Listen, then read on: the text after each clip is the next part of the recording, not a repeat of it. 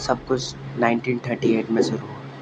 Germany के दो scientist auto हैन और फ्रिट्ज स्ट्रैसमैन उन्होंने यूरेनियम के न्यूक्लियस को तोड़ दिया और दुनिया ने पहली बार सुना न्यूक्लियर फिजन, एक ऐसा रिएक्शन जो एक छोटी सी यूरेनियम की टुकड़ी को मेगाटन का धमाका कर सकने की ताकत बना देती है। ये खबर साइंटिफिक दुनिया के लिए जैसे एक झटका थी। एल्बर्ट आइंस्टाइन, जो कि खुद एक पैसिफिस्ट थे, शांति के पक्ष में थे, उन्होंने अमेरिका के उस समय के प्रेसिडेंट फ्रैंकलिन डी रूजवेल्ट को एक लेटर लिखा। उस लेटर में थी एक वार्निंग। अगर हिटलर ने पहले एटम बम बना लिया तो हम सबको पता था कि वो क्या कर सकता है। और इसी लेटर ने जन्म दिया एक सीक्रेट मिशन को, और इस लेटर के अमेरिका के प्रेसिडेंट तक पहुंचने से जन्म मिला एक सीक्रेट मिशन को, द मैनहट्टन प्रोजेक्ट। 1942 अमेरिका ने चुप कर शुरू कर दिया था एक रिसर्च प्रोजेक्ट। बजट था बिलियंस ऑफ डॉलर का, और मिशन था एक ऐसा बॉम्ब का निर्माण करना जो पूरी दुनिया का बैलेंस बदल दे। प्रोजेक्ट के साइंटिफिक ब्रेन थे जे रॉबर्ट ओपनहाइमर, जिसे बाद में कहा गया फादर ऑफ एटॉमिक बॉम्ब। साथ थे general Leslie Groves, Niels Bohr, Enrico Fermi और एडवर्ड टेलर जैसे महान साइंटिस्ट। ये सारे साइंटिस्ट या तो अमेरिका या तो उनके अलाइज के थे। उन्होंने एक बेस बनाया, एक अलग ही दुनिया, लॉस एलमोस, न्यू मैक्सिको, एक शहर जिसे सिर्फ इन्होंने इस वजह से बनाया था ताकि ये इस मिशन को, इस शहर को खड़ा इसलिए किया गया था ताकि ये मिशन यहाँ पे बिल्कुल ही सीक्रेसी में पूरा हो सके। लेकिन उन्होंने क्यों बनाया? पर ये सवाल था, क्यों बनाया गया ये बॉम्ब? क्या सिर्फ डर था कि हिटलर पहले बना लेगा, या एक जिम्मेदारी थी जिसे पूरा करना था? इन साइंटिस्ट के दिल में भी कॉन्फ्लिक्ट था। साइंस एक वरदान है, पर जब ज्ञान हथियार बन जाए। लेकिन 1945 आते आते जर्मनी हार चुका था। फिर भी अमेरिका ने डिसाइड किया कि ये बॉम्ब यूज़ होगा, और किस पर होगा ये सब अब हम सब लोग जानते हैं। जापान, हिरोशिमा और नागासाकी। लेकिन उससे पहले दुनिया के सबसे पहले न्यूक्लियर बॉम्ब का टेस्ट।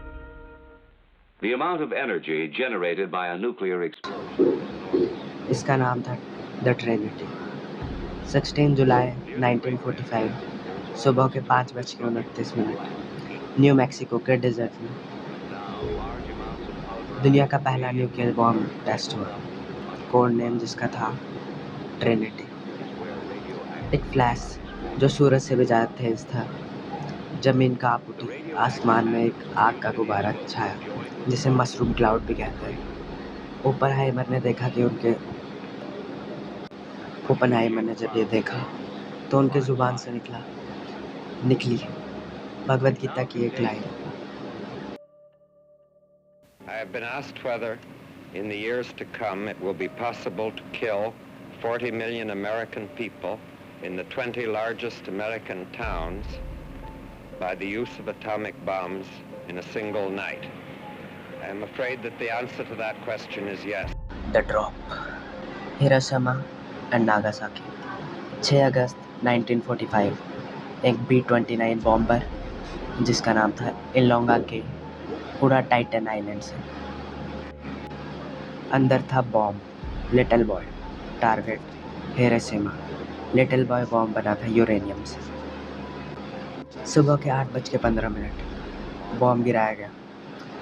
लगभग 1900 फीट की ऊंचाई से 13 किलोटन का ब्लास्ट, 13 किलोटन का ब्लास्ट। 80,000 लोग उसमें तुरंत राख बने। हिरोशिमा सिर्फ एक झलक में खाक हो गया। अगस्त 1945 को उसने दूसरा बॉम्ब गिराया, फैट मैन, जिसका टारगेट था नागासाकी। फैट मैन बना। इस बार 40,000 से ज़्यादा लोग मरे, और इस अटैक के बाद जापान ने इस वॉर में सरेंडर कर दी। वर्ल्ड वॉर 2 ख़त्म हो गया था, जंग जीत ली गई थी, पर एक सवाल अभी भी जिंदा था। क्या ये जीत इंसानियत के कॉस्ट पर थी? ओपनहाइमर ने बाद में कहा, हमारे हाथों में एक ऐसी शक्ति थी जो देवताओं के बराबर थी, पर हम समझ नहीं पाए कि इसका बोझ क्या होगा। साइंस से प्रोग्रेस नहीं देता, वो तबाही भी ला सकता है। और जब इंसान खुद को देवता समझने लगता है, दुनिया थरथराने लगती है। लेकिन इसका असर क्या हुआ? आज क्लॉक है जो 8:15 पर बंद हो गई थी, वो सिर्फ वक्त नहीं दिखाती, वो दिखाती है इंसानों की उस गलती का सबूत, जो एक याद जो हर जनरेशन को बताती है कि साइंस में शक्ति है, पर दया बिना वो श्राप भी बन सकती है। इसका मैं यहीं पे एंड करता हूँ। अगर तुम्हें ये डॉक्यूमेंट्री पसंद आई तो तुम इस वीडियो को लाइक कर सकते हो और अपने रिव्यूज़ मुझे बता सकते हो।